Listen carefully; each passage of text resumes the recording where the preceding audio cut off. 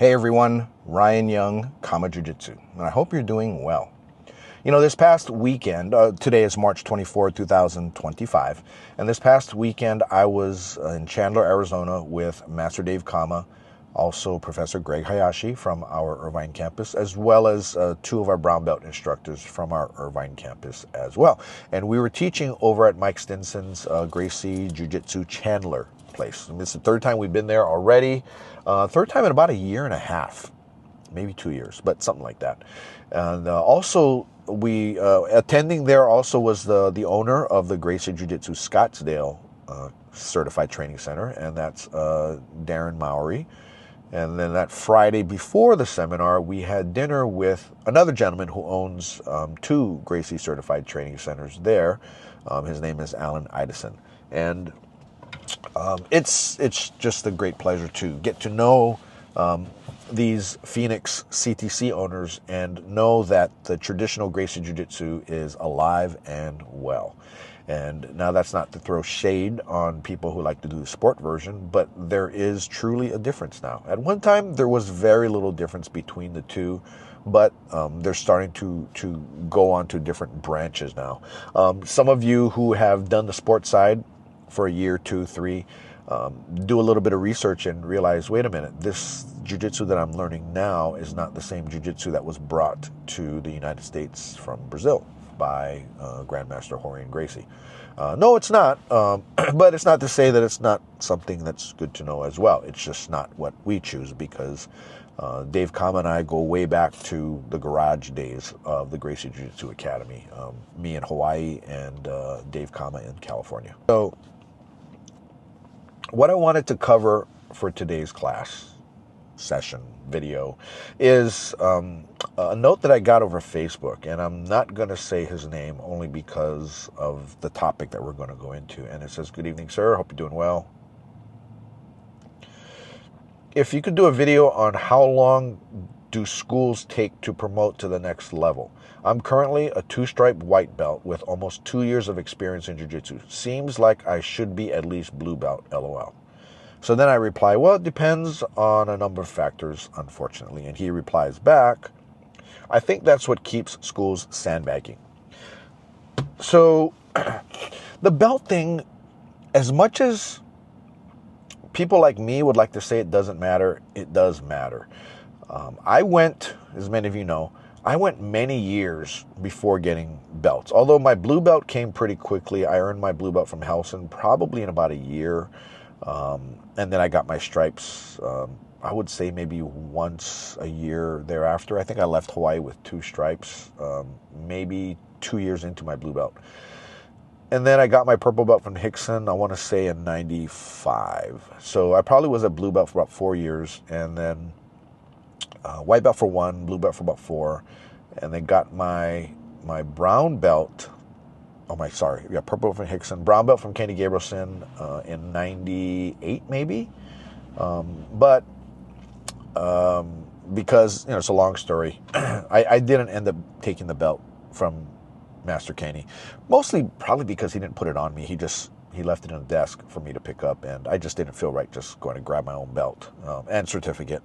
I just kind of old school like that. But yeah, I earned it again from Brad Jackson in 2007 or so, 2008, I'm not sure, or 2006. And then I got my brown belt around 2008, and then black belt in 2012. And so, if I keep thinking about my belt, those are years between belts. If I kept thinking about my belt, then I would be too distracted to train and to learn. And that's what I always tell my students. If you just keep training and you just keep learning and you keep trying to understand more and more and more, then the belt will come. Now, if you have a curriculum to go off of, then that's what you should go off of, because the curriculum will tell you when you'll get your belt.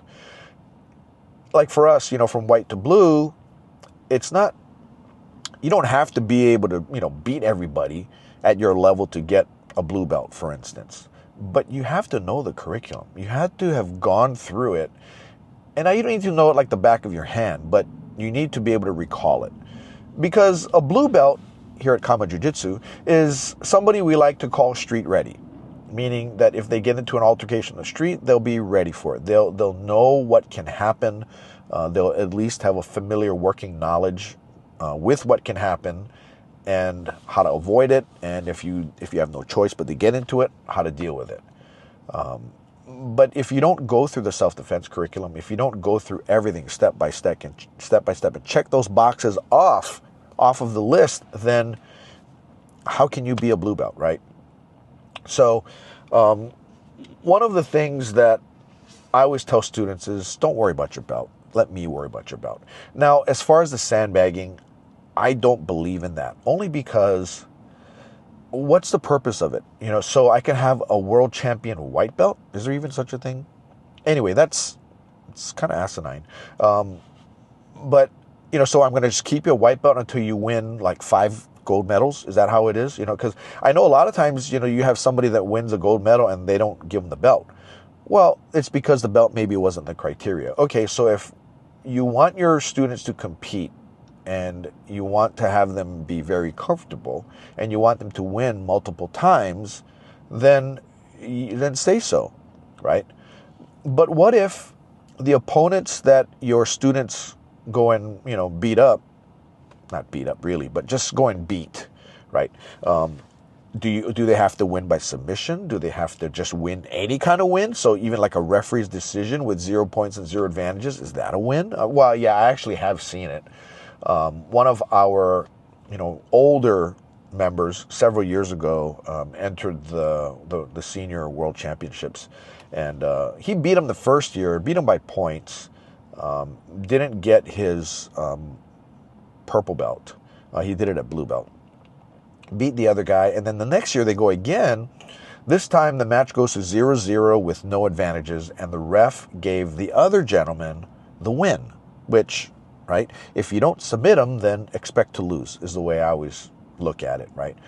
Because a submission is an outright win. The rest is by points. Okay, well, who determines your points? The ref, right? What if they say you got to hold a position for 3 seconds, or a count of 3?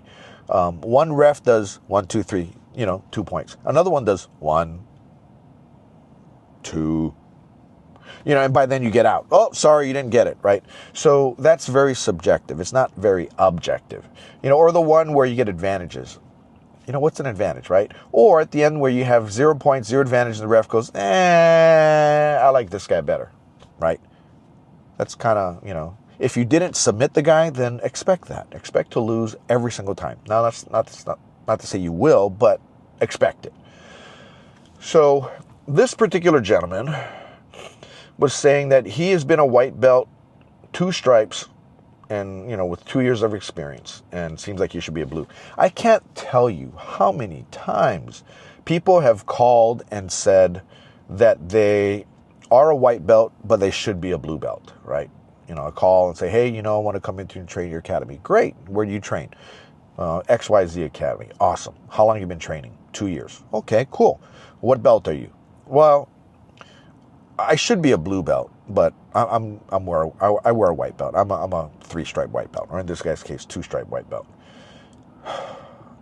You're still a white belt. Until that blue belt is put around your waist, you are a white belt, right? I did have a student who did earn a blue belt from me, but he trained at a school across town, had been trained for about 2 years, and told me that everybody has told him he should be wearing a blue belt. And then when he came into the studio, he was a white belt. And he knew it once he understood what he needed to know to become a blue belt. Now, to his credit, he did stick around and earn the blue belt from me, and then he decided that he wanted to go train Taekwondo so he could try to get to know this one girl. But yeah, so I always throw up a red flag when somebody says that.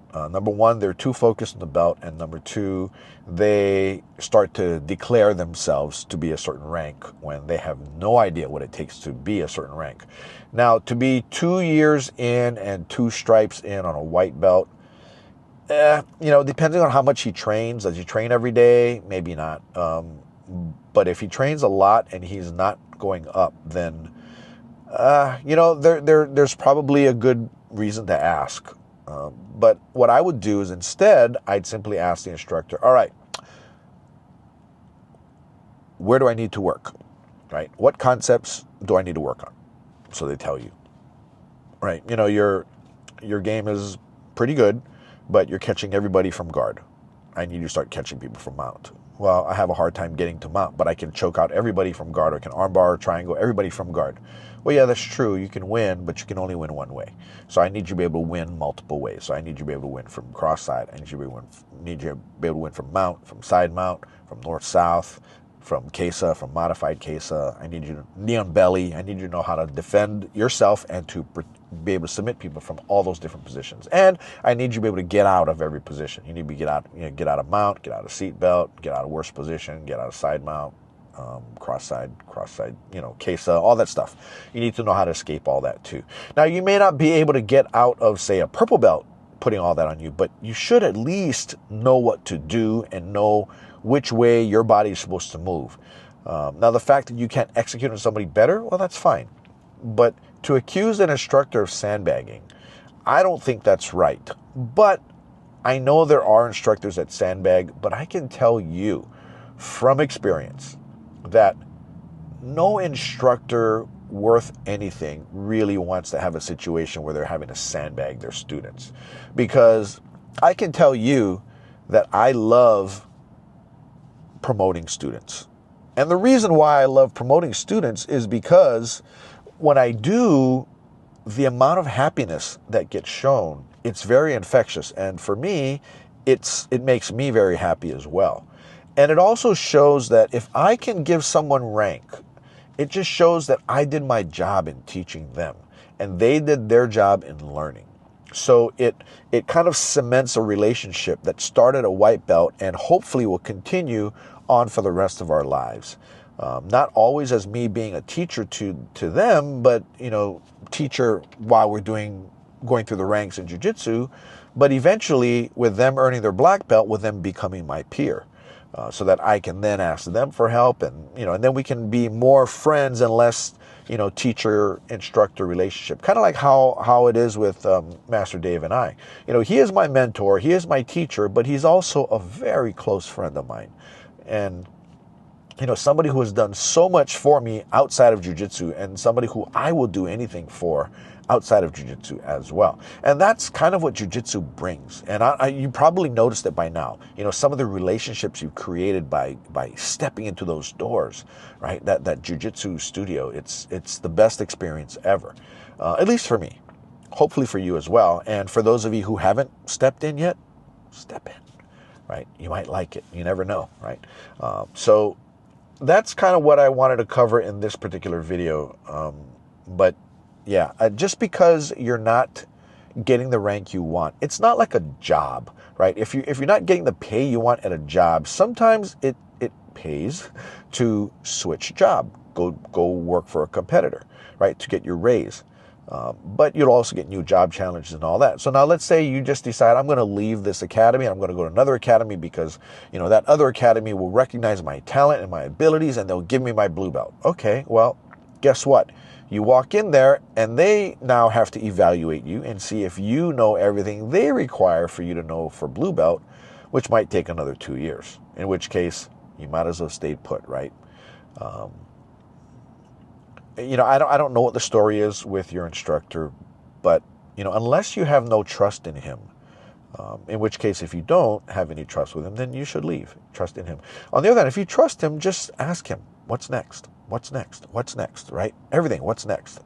Or if he gives you something to do, then go, okay, is this how you want me to do it? He says, yes. Okay, can I improve on it or am I good to go? You're good to go. Okay, what's next? And just keep asking what's next. Eventually, he's going to go, oh, wait a minute, he's a blue belt. And then you get your blue belt if that's what you want. But once you get your blue belt, then that's another huge mountain you got to climb. And then the one thing about getting a rank promotion, in belt, not necessarily stripe, but to get a belt, is that you now have that mentality, oh man, now we got to defend this belt, right? It's the wrong mentality to have, but for those of us that trained a really long time ago, you were expected to defend your belt. And that sucked. But You did, because that was just something you had to do. Anyway, in a couple of weeks, I'll be heading off to Elk Grove, California, which is right outside of Sacramento. And Dave Kama and I will be doing a seminar over at Gracie University or Gracie Jiu-Jitsu in Elk Grove, California. So if you get this video in time, it's going to be happening on, I think it's Saturday, April 5th. And if you want to go, just go ahead and contact Gracie Jiu-Jitsu Elk Grove, California, and book your spot. It'll be worth your time. Anyway, that's all I got for you. Oh, come and see us, Kama Jiu-Jitsu online. Oh, no, KamaJiu-Jitsu.com. And from the website, you can access our online community and our online curriculum, all the videos and all that Master Dave has done. It's all on there. And you can learn what we teach here in our academies. Also, if you want to come by our studios, we have two of them. We have one in Orange County, California at Kama Jiu-Jitsu Irvine. It's in the city of Laguna Hills. And we have Kama Jiu-Jitsu Dallas Fort Worth, which is where I am out of. And that studio is run out of Flower Mound, Texas, which is a suburb of Dallas. So when you get a chance, please contact us and see how we can help you. Anyway, that's all I got for you. Take care. Happy training. Bye now.